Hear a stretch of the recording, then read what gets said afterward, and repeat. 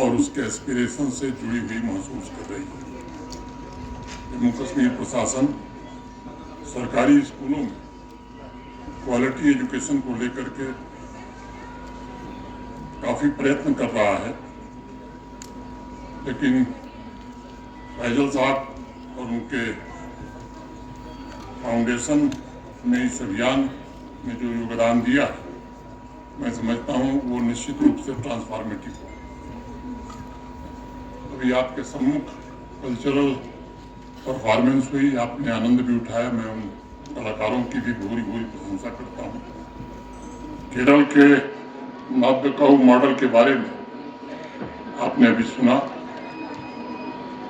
इसका मुख्य उद्देश्य स्कूल की शैक्षिक उत्कृष्टता को स्थापित करना और वह स्कूल एक सेंटर ऑफ एक्सेलेंस बने। मुझे बताया गया कि फैजल और सबाना फाउंडेशन के बैनर तले prism promoting regional schools to international standards through multiple interventions के माध्यम से स्कूलों में शिक्षा की तस्वीर बदलने का एक अनुपम अभियान शुरू हुआ है। बिना वक्त गंवाए ये अभियान आगे बढ़ा।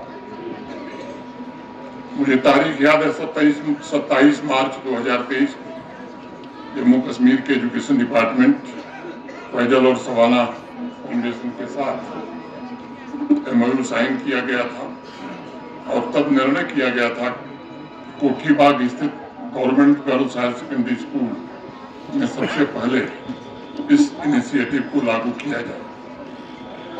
कोझिकोड जिले के नादकाऊ स्थित government girls vocational higher secondary school में जो ट्रांसफॉर्मेशन हुआ, वहाँ जो लौ की रोशनी उठी, आज कोठीबाग के स्कूल तक पहुंची है और शिक्षा के इस अनूठे अभियान ने केरल और कश्मीर की दूरी को खत्म कर दिया है और केरल और कश्मीर को बहुत नजदीक लाने का काम किया।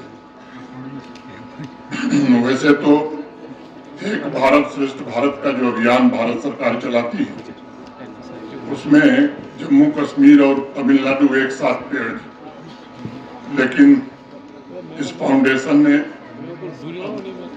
एजुकेशन के माध्यम से केरल और कश्मीर को एक साथ पेड़ कर दिया है। इसके लिए भी मैं आपको धन्यवाद देता हूँ और उनकी पूरी टीम, सारे स्टेक होल्डर्स हृदय से बधाई और शुभकामनाएं देना चाहता हूँ। बच्चियों की परफॉर्मेंस हमने देखी है। मैं जब भी ये बात कहता हूँ तो मुझे गर्व होता है यहाँ की बच्चियों पर। पिछले 5 वर्षों में मैंने निजी तौर पर देखा है, किसी विश्वविद्यालय के कन्वोकेशन में गए हों, किसी स्कूल के फंक्शन में गए हों या किसी कॉलेज के फंक्शन, हमारी बच्चियों ने बच्चों से हर जगह बेहतर प्रदर्शन किया है। यूनिवर्सिटी गोल्ड मेडल की अगर मैं बात करूं, मोटे तौर पर 75% गोल्ड मेडल आज हमारी बच्चियां ले रही हैं। जम्मू में एक एग्रीकल्चर यूनिवर्सिटी है, वहाँ में गत वर्ष जब मैं गया था तो 16 गोल्ड मेडल में 15 बच्चियों को मिले एग्रीकल्चर सेक्टर। ये पिछले 5 वर्षों में मैंने अपनी आंखों से देखा है। और अगर मैं स्टार्टअप्स की बात करूं तो आज 1100 से ज्यादा जम्मू कश्मीर के रजिस्टर्ड हैं भारत सरकार की कॉमर्स मिनिस्ट्री के साथ। उसमें भी 1/3 से ज्यादा स्टार्टअप्स का नेतृत्व तो हमारी बच्चियां कर रही हैं। ये भी जम्मू कश्मीर के लिए गर्व का विषय। मैं मानता हूं कि उससे स्कूल एजुकेशन में नए स्टैंडर्ड तय होंगे, स्पष्ट आउटकम्स होंगे। इनोवेटिव टीचिंग के लिए टेक्नोलॉजी को इंटीग्रेट किया जाएगा। टीचर्स के प्रोफेशनल डेवलपमेंट में एक कंटिन्यूटी बनी रहेगी तथा एक महत्वपूर्ण बदलाव स्टूडेंट सेंटर्ड लर्निंग में भी आएगा। एक दूसरी बड़ी बात मैं कहना चाहूँगा, स्कूलों से जुड़े मिथक तोड़ने का समय आ गया है। पिछले कुछ दशकों से स्कूल एजुकेशन सेक्टर में एक वातावरण तैयार करने की कोशिश की गई या बनाया जाता है। असली पढ़ाई सरकारी स्कूलों में नहीं बल्कि प्राइवेट स्कूलों में होती है। ये बात काफी हद तक सच भी थी, क्योंकि सामान्य रूप से सरकारी स्कूल ज्यादातर उपेक्षा के शिकार होते थे। आज मैं इस मंच से कह सकता हूं कि ड्रीम स्कूल प्रोजेक्ट के द्वारा हम उस मिथक को तोड़ने जा रहे हैं जो सरकारी स्कूलों की एक ऐसी तस्वीर देश और दुनिया के सामने रख रहा था जो यंग माइंड्स को नर्चर करने और इनोवेशन की तरफ अग्रसर करने के लिए प्रतिबद्ध नहीं थे, बल्कि आज इस अभियान के बाद ये पूरी तरह से यंग माइंड्स को नर्चर करेंगे और इनोवेशन की तरफ अग्रसर करेंगे। मैं मानता हूँ ऐसे सरकारी स्कूल भारतवर्ष के शिक्षण सुधारों का भविष्य भी तय करेंगे। Robotics lab, stem innovation centre, smart classroom, बेहतर डिजिटल बुनियादी ढांचा, टीचर्स का प्रोफेशनल डेवलपमेंट और होलिस्टिक डेवलपमेंट सिस्टम हर एक स्टूडेंट के पोटेंशियल को भविष्य में उजागर करेगा। मैं मानता हूँ कि स्कूल का सबसे बड़ा दायित्व है एक स्टूडेंट के भीतर जो संभावना है, जो पॉसिबिलिटी है, उसके भीतर जो पोटेंशियल है, उसे कैसे बच्चा साकार कर सके। और इसलिए सबसे पहले स्कूल को इंफ्रास्ट्रक्चर और दीवारों के रूप में देखने की आदत हमें छोड़नी होगी। स्कूल को उसकी समग्रता में समझना होगा, जिसकी जिम्मेदारी जम्मू कश्मीर प्रशासन ने, शिक्षा विभाग ने और फैजल साहब की पूरी टीम ने उठाने का काम किया है। MOU साइन करने के 14 महीने के भीतर फेज 1 पूरा हुआ है। फैजल साहब ने नहीं बताया, लेकिन मैं बताना चाहता हूँ 6 करोड़ रुपए इस पर खर्च हुए हैं और सेकेंड फेज जब पूरा होगा तो इस फाउंडेशन का कुल खर्च इस कोठीबाग के स्कूल में 20 करोड़ रुपए आएगा। MOU साइन करने के पश्चात मॉडर्न इंफ्रास्ट्रक्चर के साथ साथ टीचर्स की रीस्किलिंग की गई है ताकि टीचर्स क्लासरूम में उनकी डिलीवरी बेहतर हो सके।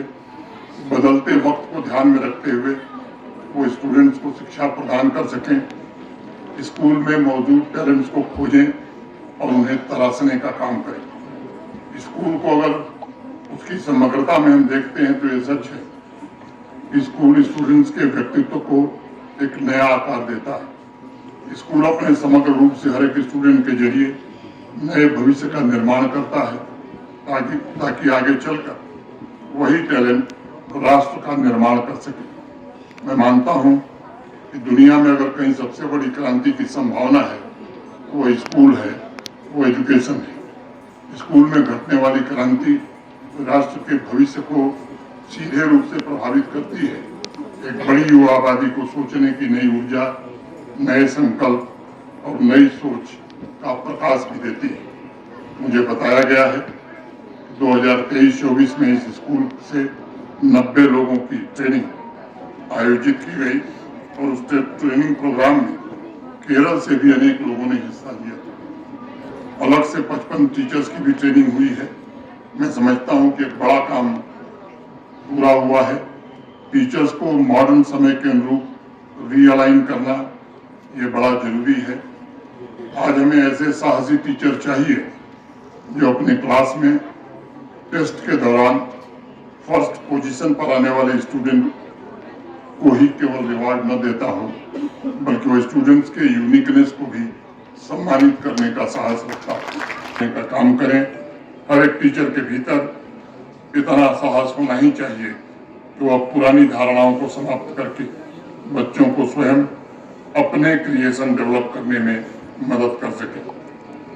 आज मैं यहाँ उपस्थित एजुकेशन डिपार्टमेंट के सभी अफसरानों से, सभी प्रिंसिपल और टीचर से विशेष रूप से कहना चाहूँगा कि पिछले कुछ वर्षों में दुनिया भर में अनेक रिसर्च हुए जिसमें बताया गया कि ऐसे स्टूडेंट्स जिन्हें हर सप्ताह होने वाले क्लासरूम टेस्ट के बोझ से हटाकर क्रिएटिव वातावरण दिया गया, उन स्टूडेंट्स का मोटिवेशन लेवल, सेल्फ स्टीम अन्य स्टूडेंट्स से बेहतर पाया गया।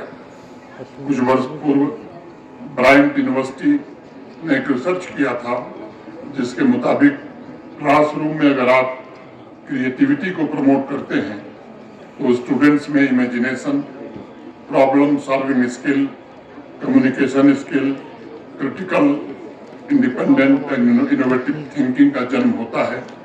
इस तरह की स्टडीज और सर्वे आज दुनिया भर के अनेक देशों में हो रहे हैं। स्टूडेंट्स को भी आजकल 2 ऑप्शन दिए जा रहे हैं। आप क्लासरूम में पढ़ना चाहेंगे या लैब अथवा फील्ड में काम करते हुए सीखना चाहेंगे।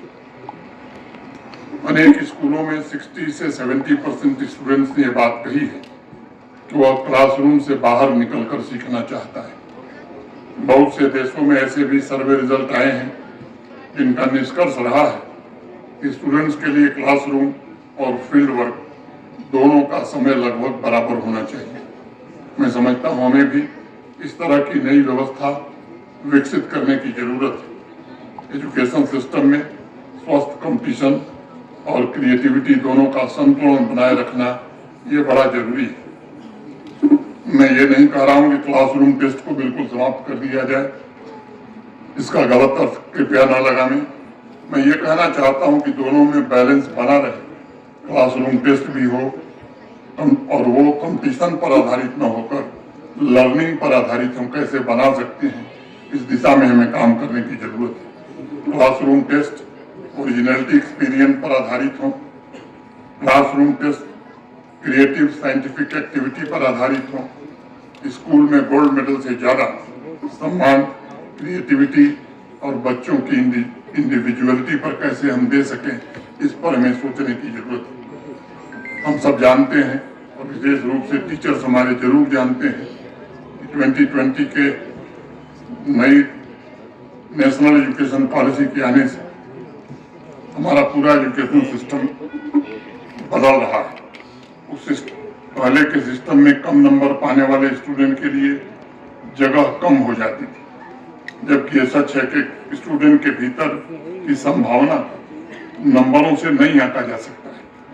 अगर कोई स्टूडेंट एक बार असफल हो गया तो उसकी संभावना समाप्त नहीं होती, बल्कि वो उसकी भविष्य की सफल यात्रा का मात्र एक छोटा सा हिस्सा है। उससे सीखकर और अधिक शक्ति जुटाकर वो आगे बढ़ने के लिए कैसे प्रेरित हो, इस दिशा में हमें काम करने की जरूरत है। 1-2 बातें कहना चाहता हूँ। जम्मू कश्मीर का भविष्य, जम्मू कश्मीर की डेस्टिनी आपके हाथों तय होनी। आपका टैलेंट, आपकी क्रिएटिविटी जम्मू कश्मीर का भविष्य और उसकी मंजिल तय करेगा। इसलिए आप सबसे मैं कहूँगा कि पहला, अपने जीवन के प्रेरणा केंद्र, इंस्पिरेशन के सेंटर निश्चित रूप से तय करिए। दूसरा, बड़ा सोचने की जरूरत है, थिंक बिग। और तीसरा, बड़ा सपना देखिए, ड्रीम बिग। चौथा, साहस के साथ एजुकेशनल जर्नी में रिस्क लेने की क्षमता पैदा करिए। और पांचवा, जीवन में करुणा और संवेदनशीलता के साथ आप काम करिए। मैं एक बार फिर फाउंडेशन फैजल भाई और इनके साथ आए हुए जो अतिथि हैं उनका विशेष रूप से मैं स्वागत करता हूं और स्कूल एजुकेशन डिपार्टमेंट को भी आभार व्यक्त करना चाहता हूं। जैसा अभी फैजल साहब ने कहा कि दूसरा काम जम्मू में सेक्रेटरी साहब और आप तिथि तय करके शुरू करेंगे, और ये कोई श्रीनगर का ये कोठीबाग और जम्मू का स्कूल ये अंतिम पायदान नहीं है, ये शुरुआत है। मंजिल अभी आगे है ना, मंजिल अभी दूर तक जाना है जम्मू कश्मीर को। इस तरह के अनेक स्कूल जम्मू कश्मीर में काम कर सकें, इसके लिए मैं फैजल साहब, उनकी पूरी फाउंडेशन, उनके सभी साथियों का फिर से एक बार हृदय से आभार व्यक्त करते हुए अपनी बात में पूरी करता हूँ। धन्यवाद। जय हिंद, जय भारत।